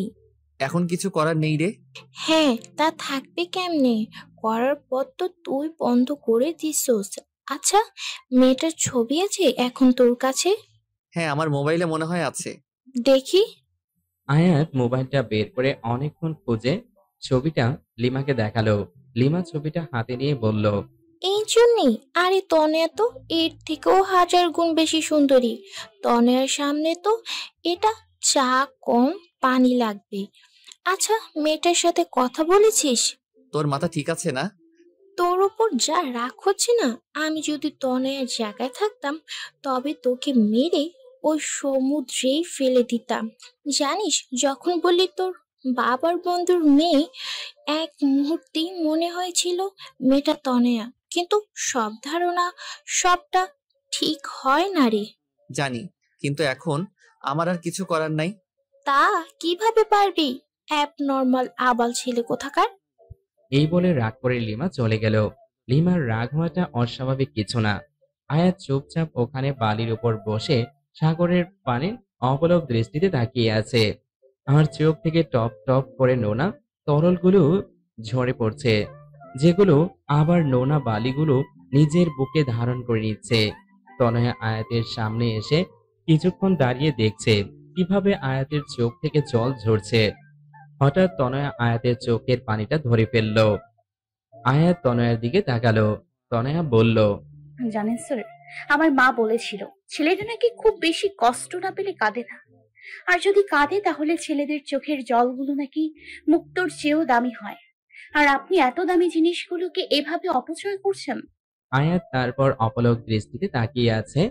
তনয়া আবার বলল, মা আরো বলেছেন যদি আমাদের মনে খুব বেশি কষ্ট লাগে তাহলে নিজের কাছের মানুষের কাউকে জড়িয়ে ধরে কাঁদলে নাকি কষ্টটা কমে যায়। আপনিও আপনার কাছের কাউকে জড়িয়ে ধরে কাঁদুন, দেখবেন মন হালকা লাগবে। দাঁড়ান, আমি লিমা আপুকে ডেকে আছি। এই বলে তনয়ার সামনে পা বাড়ানোর আগেই আয়াত তনয়ার হাতটা টেনে ধরল। তনয়া পেছনে ফিরে তাকানোর সাথে সাথে আয়াত তনয়াকে টান দিয়ে নিজের বুকের মাঝে চেপে ধরে। শক্ত করে তনয়াকে জড়িয়ে ধরে আয়াত কান্না করছে। তনয়া কিছু হতভম্ব হয়ে গেল, কিন্তু আয়াতের এই অবস্থা দেখে কিছু বলল না, শুধু বলল, কি হয়েছে স্যার, আমাকে কি বলা যায়? আয়াত তনয়াকে শক্ত করে জড়িয়ে ধরে আছে আর ভাবছে, আমি তোমাকে সারা জীবনের জন্য আমার বুকে রাখতে চাই, কিন্তু আমি জানি আমি হয়তো তোমাকে পাবো না, কিন্তু তবুও বেহায়া মনটা সবসময় তোমাকে আমার করে পেতে চাই। তনয়া আয়াতের থেকে নিজেকে ছাড়িয়ে বলল, চলুন স্যার, কিছুক্ষণ সাগরের পানিতে পা ডুবিয়ে হাঁটি। সমুদ্রের বিশালতায় তাকিয়ে নিজের কষ্টগুলোকে সমুদ্রের ঢেউয়ের সাথে মিশিয়ে দিন, যাতে ঢেউ পাড়ে এসে আমাদের সকল কষ্টগুলোকে নিজের সাথে ভাসিয়ে নিয়ে গিয়ে সমুদ্রের বুকে মিলিয়ে দেয়। তারপর তনয়া আয়াতের হাত ধরে সমুদ্রের পাড়ে হাঁটতে লাগলো। আয়াত তাকিয়ে দেখছে তনয়াকে। তনয়ার চুলগুলো প্রবল বাতাসে বারবার ওর মুখে পড়ছে, আর তনয়া সেগুলো বারবার সরানোর বৃথা চেষ্টা করছে। আয়াতের মন চাচ্ছে তনয়ার অবাধ্য চুলগুলো নিজ হাতে ওর কানের পিছনে গুজে দিতে, আলতো করে তনয়ার গালটাকে ছুঁয়ে দিতে, ওর চোখের দিকে তাকিয়ে চোখের গভীরতায় হারিয়ে যুগ যুগ কাটিয়ে দিতে, আর বারবার বলতে ইচ্ছে করে, I love you Tanaya, I love you a lot. হঠাৎ ফোনের রিং এর শব্দে আয়াতের ভাবনায় ছেদ পড়ল। হ্যাঁ লিমা, বল। সরি, তখন তোর উপর রাগ উঠে গেছিল, তাই তোকে যা তা বলে ফেলেছি। It's okay. শোন আয়াত, ভবিষ্যতে কি হবে তা হয়তো আমরা জানি না, কিন্তু বর্তমানকে তো আমরা নিজেদের মতো সাজাতে পারি। তোর জীবনে পরবর্তীতে কি হবে তা আল্লাহর উপর ছেড়ে দে। কিন্তু যে 2 দিন তুই এখানে আছিস, তনয়ের সাথে ভালোভাবে কথা বল, ওর সাথে ভালো সময় কাটা। হতে পারে এই 2 দিন তোর জীবনের সবচেয়ে সুখের মুহূর্ত হয়ে স্মৃতির পাতায় রয়ে যাবে। পারলে আমার কথাটা রাখিস। বাই। লিমা ফোনটা কাটলে আয়াত ফোনটা পকেটে রেখে তনয়াকে বলল, তনয়া। হ্যাঁ বলুন স্যার। আচ্ছা তনয়া, যে 2 দিন আমরা এখানে থাকবো সেই 2 দিন কি আমরা বন্ধু হতে পারি? মিষ্টি একটা হাসি দিয়ে কেন নয়। থ্যাঙ্কস। তনয়া আয়াতকে ধাক্কা মেরে পানিতে ফেলে দিয়ে হাসছে। এটা কি করলে? কেন আমরা না এখন বন্ধু? আচ্ছা দাঁড়াও, তোমাকেও চোবাবো এখন। নো। বলে দিল দৌড়। সারা দিন দুজনে অনেক মজা করলো। তারপর সন্ধ্যাবেলা দুজন হেঁটে হেঁটে হোটেলে ফিরছিল। তখন আয়াত হাঁটছে আর ভাবছে, যেদিন তনয়া সত্যিটা জানবে ও ঠিক কিরকম রিয়াক্ট করবে তা ভেবেই মনটা সমুদ্রে ওঠা অশান্ত ঝড়ের মতো উথাল পাথাল করছে। কক্সবাজারে যে 2 দিন ছিল সে 2 দিন আয়াত আর তনয়া খুব সুন্দর সময় কাটিয়েছে। লিমার সাথেও ওরা দুজন অনেক জায়গায় ঘুরেছে। তনয়া আয়াতকে সুন্দর একটা শামুকের তাজমহলের শোপিস গিফট করলো। আয়াত প্রথমে নিতে চায়নি, কিন্তু তনয়ার ছেলে মানুষের কাছে হার মানতে হলো। স্যার জানেন, তাজমহল হচ্ছে ভালোবাসার প্রতীক। আয়াত তনয়ার কথার কোনো উত্তর দিল না, শুধু তনয়াকে সুন্দর একটা ওড়না গিফট করলো। তনয়া ওড়নাটা পেয়ে ভীষণ খুশি। তনয়া মনে মনে ভাবছে হয়তো পরীক্ষার পর স্যার ওকে প্রপোজ করবে। কিন্তু তনয়া সত্যিটা জানলে হয়তো নিজের হুঁশ হারিয়ে ফেলবে। তারপর ওরা বাড়ি ফেরার দিনও তনয়া 3 বার বমি করে, আর তখন আয়াত ওকে ভীষণ কেয়ার করেছিল। বমি করার পর ক্লান্ত হয়ে তনয়া আয়াতের কাঁধেই ঘুমিয়েছিল। তনয়া যখন আয়াতের কাঁধে মাথা দিয়ে ঘুমাচ্ছিল, তখন গাড়ি চলার গতিতে তনয়ার মাথাটা বারবার নিচের দিকে পড়ে যাচ্ছিল বলে আয়াত তার একটা হাত দিয়ে তনয়ার মাথাটা ধরে রেখেছিল। আয়াত যখনই তনয়ার মুখের দিকে তাকায়, তখনই অজানা এক প্রশান্তিতে আয়াতের বুকটা ভরে যায়। কেন যেন তনয়ার থেকে নিজের চোখ সরাতে পারে না। তারপর নিজেই নিজেকে বলে, মিথ্যা স্বপ্ন দেখো, কোনো লাভ নেই। কারণ মিথ্যা সব মানুষকে শুধু মিথ্যা আশা দেয় আর কষ্ট দেয়, এর বাইরে কিছুই দেয় না। তনয়া কিছুটা পথ ঘুমিয়েছিল, আর কিছুটা পথ ঘুমের অভিনয় করেছিল। কারণ ঘুম ভাঙলে যে আয়াত তার হাতটা কাঁধটা থেকে সরিয়ে নেবে। তনয়া আয়াতের কাঁধে মাথা রেখে ভাবছিল, ইস, এভাবে যদি সারা জীবন ওর কাঁধে মাথা রেখে থাকতে পারতাম। জানি না কি লেখা আছে আমাদের ভাগ্যে, কিন্তু ভাগ্যে যাই লেখা থাকুক না কেন, সারা জীবন আমি আমার অঙ্ক টিচারকেই ভালোবাসবো। বরিশাল পৌঁছতে পৌঁছতে অনেক রাত হয়ে গেল। প্রায় সব মেয়েদেরই বাড়ির লোক এসে তাদের নিয়ে গেল, কিন্তু তনয়ার বাবা সেদিন শহরে ছিল না। তাই তনয়ার মা আয়াতকে ফোন করে বলেছে ও যেন তনয়াকে বাড়ি পৌঁছে দেয়। তাই আয়াত তনয়াকে নিজের গাড়িতে করে তনয়াদের বাড়ির দিকে যাচ্ছে। এখন কেমন লাগছে তনয়া? জি, মোটামুটি ভালো। তোমার কি জার্নিতে অ্যালার্জি আছে? জি স্যার, আসলে আমি এত দূর বসে কখনো ট্রাভেল করিনি। ও, তোমার বাড়ি এসে গেছে। ও, ভেতরে আসুন স্যার। না, অনেক রাত হয়ে গেছে, এখন আর ভিতরে যাব না, বাড়ি যাব। ওকে, কিন্তু একবার গাড়ি থেকে বাইরে বের হন। কেন? আরে, আগে বের হন, তারপর বলছি। আয়াত গাড়ি থেকে বের হয়ে দাঁড়াতেই তনয়া হুট করে আয়াতকে জড়িয়ে ধরল। আয়াত কিছুটা হতবাক হয়ে গেল। তনয়া অনেকক্ষণ আয়াতকে জড়িয়ে ধরে বলল, আমি জানি না পরীক্ষার পর আপনার সিদ্ধান্ত ঠিক কি হবে, কিন্তু এই যে 2টো দিন আপনার সাথে কাটালাম, এটা আমার জীবনের সবচেয়ে স্মরণীয় দিন হয়ে আমার মনের মণিকোঠায় সারা জীবন গেঁথে থাকবে। আপনি যেমন আমার মনে গেঁথে আছেন, ঠিক তেমনই এই স্মৃতিগুলো গেঁথে থাকবে। ধন্যবাদ স্যার, আমার সাথে এত সুন্দর 2টো দিন কাটানোর জন্য। আয়াত আর কিছু বলল না, নিজেকে তনয়ার থেকে ছাড়িয়ে চুপচাপ চলে গেল। পরের দিন থেকে সবাই লেখাপড়া নিয়ে অনেক ব্যস্ত হয়ে পড়ে, কারণ সামনে পরীক্ষা। আয়াত তনয়ার সাথে কথা বলে, কিন্তু খুবই কম।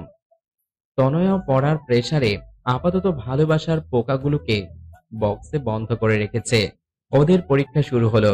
পরীক্ষার মধ্যেই তনয়া 18তে পা দিল, কিন্তু পরীক্ষার কারণে কোনো সেলিব্রেশন হয়নি। আজ ওদের পরীক্ষা শেষ হলো। তনয়ার পরীক্ষা খুব ভালো হলো, কারণ ও আয়াতকে প্রমিস করেছিল। পরীক্ষা শেষ হওয়ার পর তনয়ার অধীর আগ্রহে আয়াতের ফোনের অপেক্ষা করতে লাগলো। কিন্তু প্রায় 1 মাস হয়ে গেছে, কিন্তু আয়াত ওকে দেখা করতে বলছে না। ফোনে তনয়ের সাথে কথা হলেও এই বিষয়ে আয়াত সব সময় এড়িয়ে যায়। এড়িয়ে যাবে না তো কি করবে? আয়াতের তো তনয়ার মুখোমুখি হতেই ভয় করে, ঠিক কি বলবে ওকে। কিন্তু তনয়া আর অপেক্ষা করতে পারছে না, তাই সরাসরি আয়াতকে ফোন দিয়ে বলল, আপনি দেখা করবেন নাকি আপনার বাসায় আসবো? না না, তার দরকার নেই।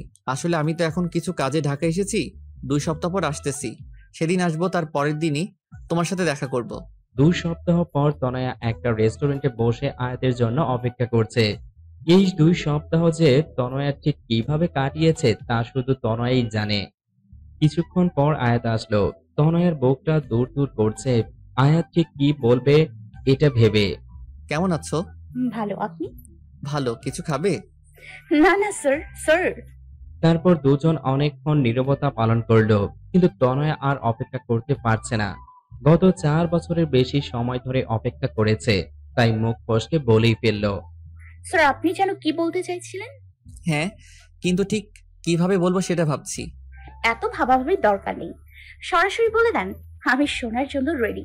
প্লিজ, আল্লাহ ভালো কিছু যেন বলে। আয়াত কিছুক্ষণ ভেবে বলল, তনয়া, আমার বিয়ে ঠিক হয়ে গেছে। তনয়া অবাক চোখে আয়াতের দিকে তাকালো। তারপর আয়াত ওর বাবার, ওর ভাইয়ার সব কথা বলল। এও বলল সামনের মাসের শেষের দিকে ওর বিয়ে, আর সেই মেয়েটি কিছুক্ষণ পর এখানে ওর সাথে দেখা করতে আসবে। আয়াতের কথাগুলো শোনার পর তনয়ার পুরো পৃথিবীটা যেন গোলক ধাঁধার মতো ঘুরছে, চোখ দুটো ঝাপসা হয়ে যাচ্ছে, নিজের ওপর যেন কোনো নিয়ন্ত্রণ রাখতে পারছে না, চিৎকার করে কাঁদতে ইচ্ছে করছে, কিন্তু শত কষ্টে তনয়া নিজেকে আটকাচ্ছে। প্লিজ তনয়া, আমাকে মাফ করে দাও, আর প্লিজ নিজের উপর নিয়ন্ত্রণ রাখার চেষ্টা করো।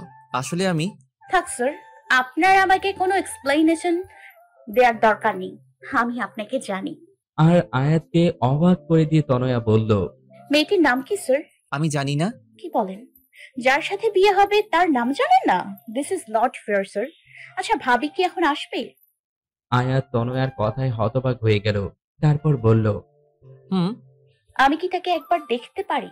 ভয় নাই, আমি আমার বিষয় কিচ্ছু বলবো না। তনয়া, আর ইউ ওকে? কেন?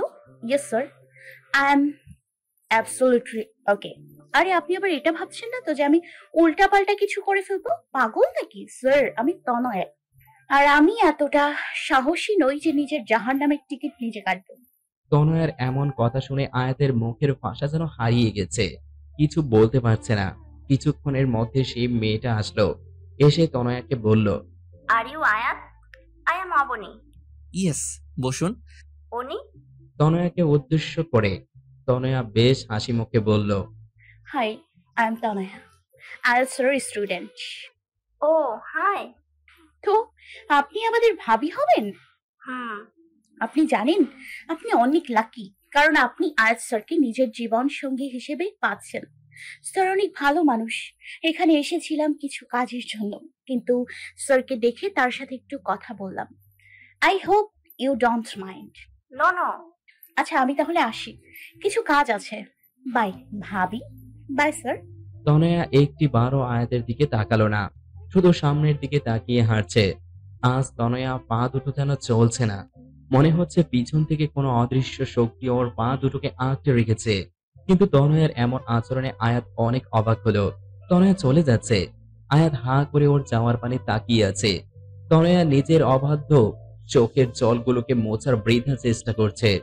আয়াত বুঝতে পারছে তনয়ার মনের অবস্থা, কারণ আয়াতের মনের অবস্থাটাও তো একই রকম।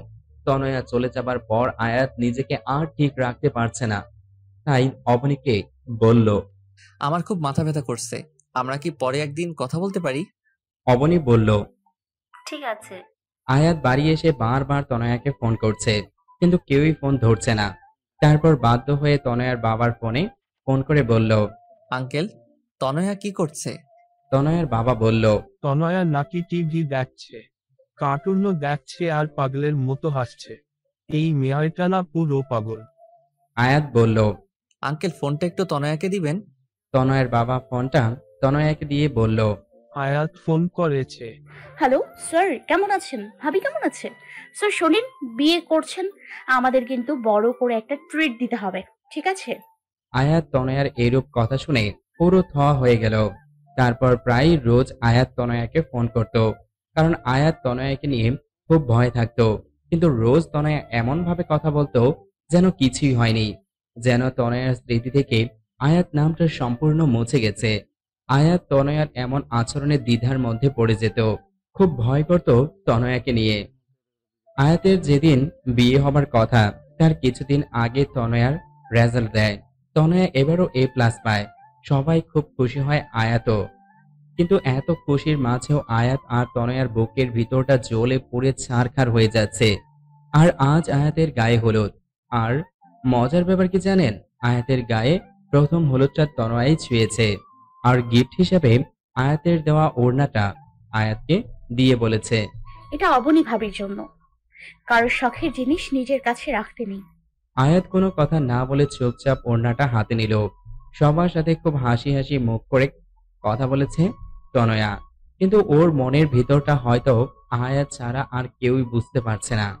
গায়ে হলুদের পর্ব শেষে আয়াত তনয়াকে বলল, তোমার সাথে আমার কিছু কথা আছে, আমার সাথে এসো। তনয়া আয়াতের সাথে সাথে বলল, হ্যাঁ বলুন স্যার। তনয়া, তুমি কি করে এতটা স্বাভাবিক আছো বলো? কেন স্যার, অস্বাভাবিক হওয়ার মতো কিছু হয়েছে কি? আয়াত এবার নিজের রাগ কন্ট্রোল করতে পারল না। ঠাস করে তনয়ার গালে কষিয়ে একটা চড় মেরে দিয়ে বলল, এই মেয়ে, তুমি কি কিছু বোঝো না নাকি? নাকি তোমার বোধগম্য শক্তি সব শেষ হয়ে গেছে? তনয়া নিজের গালে হাত দিয়ে, আবার মারলেন? এবার কোন অধিকারে মারলেন? আর হ্যাঁ, you are too late sir. আর কথাটা বলার আগেই আয়াত তনয়াকে দেয়ালের সাথে চেপে ধরে বলল, অধিকার কি? অধিকার, তাই না? তোমার উপর যদি আমার অধিকার না থাকে তাহলে কারো নাই। এত রাগ দেখানোর কোনো প্রয়োজন নেই। কিসের জোরে আপনি আমার উপর অধিকার খাটাচ্ছেন? এই বলে তনয়া চলে যেতে চাইলে আয়াত তনয়াকে আরো শক্ত করে দেওয়ালের সাথে চেপে ধরে। আয়াত তনয়ার একদম কাছে চলে যায়, এতটা যে একে অপরের নিঃশ্বাসের অনুভূতি পাচ্ছিল। আয়াত তনয়ার কাছে গিয়ে বলল, আমার ভালোবাসার জোরে আমি তোমার উপর অধিকার খাটাচ্ছি। তনয়া ধাক্কা দিয়ে আয়াতকে দূরে সরিয়ে দিয়ে বলে, একদিন পর যে অন্য একজনকে নিজের স্ত্রী হিসেবে স্বীকার করবে, তার মুখে ভালোবাসা, অধিকার নামক কথা শোভনীয় লাগে না। আয়াত তনয়ার হাতটা শক্ত করে ধরে বলে, চলো, আজ এখন সবার সামনে আমি তোমাকে বিয়ে করব। দেখি কে কি করে। আমি কারো পরোয়া করি না। প্লিজ স্যার, রাগের মাথায় কোনো কাজ করবেন না। রাগ মানুষের গোছানো কাজকেও নষ্ট করে দেয়। প্লিজ বোঝার চেষ্টা করুন স্যার। Just shut up. আয়াত তনয়াকে ওর বাবার কাছে নিয়ে যাবে, এর মধ্যে লিমা এসে বলল, আয়ান ভাইয়া এসেছে তার বউ নিয়ে। কি? আর বাবা? আয়াত তনয়া লিমা তাড়াতাড়ি আয়াতের বাবার কাছে যায়।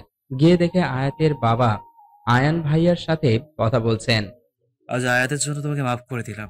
দেখো, আজ আয়াত আমাকে কত খুশি করে দিচ্ছে। দেখো, আয়াত আমাকে দেয়ার কথা রেখেছে, তাই এই খুশির কারণে আমি তোমাকেও মাফ করে দিলাম। আয়াতের বাবার এই খুশি দেখে আয়াত আর কিছু বলতে পারল না। তনয়া আয়াতকে সাইডে এনে বলে, দেখুন স্যার, আজ আপনার বাবা কত খুশি। আপনি কি চান তারই খুশিটা নষ্ট হয়ে যাক? দেখুন স্যার, আমার আপনার উপর কোনো রাগ বা ক্ষোভ নেই। কেন জানেন? কারণ আপনি নিজের খুশির কথা না ভেবে আপনার বাবার খুশির কথা ভেবেছেন। আর এই জন্যই আমি আপনাকে না পাওয়ার জন্য মনে কোনো রাগ রাখিনি। হ্যাঁ, আপনাকে না পাওয়ার দুঃখ, কষ্ট, আফসোস তো আছে, আর সারা জীবন থাকবে। কিন্তু আমি এটা ভেবে নিজেকে সামলে নিব যে আপনার বাবা মার আপনি সুখে আছেন। স্যার, বাবা মায়ের মতো কেউ হয় না। স্যার, আপনি তাদের কথা মেনে নিন। বাবা মাকে কষ্ট দিয়ে কেউ জীবনে কখনো সুখী হতে পারে না। আর বাবা মাকে সুখী করার জন্য যদি নিজে কষ্ট পায়, তাহলে আল্লাহ সে কষ্টের প্রতিদান একদিন না একদিন ঠিকই দেবে। চলে স্যার, ভালো থাকবেন। আমি আজকেও আসতাম না, কিন্তু আজ শেষবারের মতো আপনাকে একবার দেখার লোভ সামলাতে পারলাম না। ভালো থাকবেন। এটা বলে তনয়া ওখান থেকে চলে গেল। আর আয়াত হা হয়ে ওর যাওয়ার পানে তাকিয়ে আছে। তনয়া একবারের জন্য পিছু ফিরে তাকায়নি, হয়তো নিজের চোখের জলটা আয়াতকে দেখাতে চায়নি তাই। আজ আয়াতের বিয়ে, কিছুক্ষণের মধ্যে বিয়ে হয়ে গেল। আয়াতের ভোরের মতো লাগছে, একটা ভোরের মধ্যে বিয়েটা হয়ে গেল। আয়াত মুখ থেকে যখন কবুল বলেছিল, তখন ওর কলিজাটা যেন ছিঁড়ে যাচ্ছিল। বিয়ে হবার কিছুক্ষণ পর আয়াত তনয়ার কাছে ফোন করলো। ফোনটা নেহা ধরলো। হ্যাঁ স্যার, বলেন। নেহার গলা শুনে আয়াতের বুকে অজানা ভয়ে ধক করে উঠল। তনয়া কোথায়? বেঁচে আছে, ভয় নাই আপনার, আমার পাশেই আছে। কিন্তু আমি আপনাকে ওর সাথে কথা বলতে দিব না। আপনি আপনার নতুন বউয়ের কাছে যান। এই বলে নেহা ফোনটা কেটে দিল। আয়াতও আর কথা বাড়ালো না। রাত অনেক হলো, কিন্তু আয়াত নিজের রুমের দিকে যাওয়ার নামও করছে না। ওর ভাবি ওকে জোর করে রুমের ভিতরে ঢুকিয়ে দিল। আয়াত রুমে ঢুকে কিছুক্ষণ নীরব থাকলো। তারপর ধীরে ধীরে বিছানার কাছে গিয়ে বলল, সরি অবনী, আমি আসলে তোমাকে বিয়ে করতে চাইনি। আমি অন্য একজনকে ভালোবাসি। তোমাকে স্ত্রী হিসেবে মেনে নেওয়া আমার পক্ষে সম্ভব না। পারলে আমাকে মাফ করে দিও। এই বলে আয়াত জামা ধরলেই মেয়েটা আয়াতের হাতটা টান দিয়ে ধরে বিছানায় ফেলে দিয়ে আয়াতের পাঞ্জাবির কলার ধরে বলল, ওই, আমাকে কি রবি সিমের মতো ফ্রি পাইছেন যে যখন খুশি চড় মারবেন, যখন খুশি ভালোবেসে জড়িয়ে ধরবেন, যখন খুশি বলবেন বিয়ে করবেন না, আবার বিয়ে করে বলবেন স্ত্রী হিসেবে মেনে নেবেন না? কি সমস্যা কি আপনার? আয়াত কথাগুলো শুনে অবাক হয়ে মেয়েটির দিকে তাকিয়ে তার থেকে 100 গুণ বেশি শক খেল। কারণ মেয়েটি আর কেউই নয়, তনয়া। আয়াত যেন কিছুক্ষণের জন্য নিজের চোখকে বিশ্বাস করতে পারছে না। মনে হচ্ছে স্বপ্ন আর বাস্তব দুনিয়ার মাঝে একটা আলাদা দুনিয়া তৈরি হয়ে গেছে, আর আয়াত সে দুনিয়ায় হারিয়ে গেছে। তনয়া জোরে আয়াতের হাতে একটা চিমটি কাটলো। আয়াত নিজের চেতনা ফিরে পেল, হকচকিয়ে বলল, তনয়া তুমি? কি স্যার, সারপ্রাইজটা কেমন লাগলো?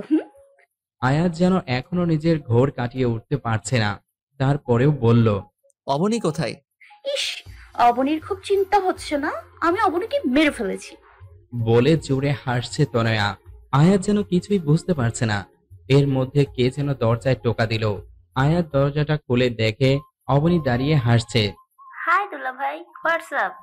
এখনো বাসা শুরু করেননি কেন? আমার জন্য ওয়েট করছিলেন বুঝি? আয়াত আবার একটা ধাক্কা খেল। ত্রিধকে তনয়া আর অবনী মিলে হাসতেছে। এর মধ্যে বাড়ির সব লোক, যেমন আয়াতের বাবা, মা, ভাইয়া, ভাবি, লিমা আর নেহা সেখানে উপস্থিত হলো এবং সবাই হাসছে। আয়াত যেন বোকা হয়ে গেছে। কোনটা সত্যি কোনটা মিথ্যা তা যেন একটা ভ্রমের মতো লাগছে ওর কাছে। বাবা, এসব কি হচ্ছে? আমি জানতাম না যে আমার ছেলে তার বাবা মায়ের জন্য নিজের ভালোবাসার মানুষকেও ছাড়তে পারে। মানে? তোমার বিয়ে কখনোই অবনীর সাথে ঠিক হয়নি। তোমার বিয়ে অনেক আগে থেকেই তনয়ের সাথে ঠিক হয়ে আছে।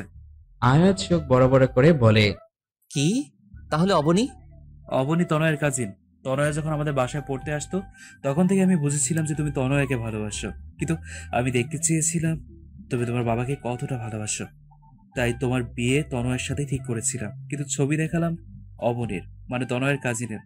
কিন্তু আমি শেষ পর্যন্ত দেখতে চাইছিলাম যে তুমি তনয়ের ভালোবাসায় মোহিত হয়ে নিজের বাবা মাকে ছেড়ে যাও কিনা, কিন্তু তুমি তা করোনি। তুমি তোমার বাবা মায়ের চাওয়াটাকে প্রাধান্য দিয়েছো। তোমাকে নিয়ে আজ আমার সত্যিই গর্ব হচ্ছে। তার মানে তনয়া সব জানতো? না, তনয়া জানে মাত্র 3 মাস ধরে, কারণ তনয়ার জন্মদিনে তনয়াকে আমি উপহার স্বরূপ তার অঙ্ক টিচারকে গিফট করেছি, কারণ তনয়াই আমাকে ভালোবাসার আসল মানে শিখিয়েছে। তোমার ভাইয়া আর ভাবিকেও সে ফিরিয়ে এনেছে।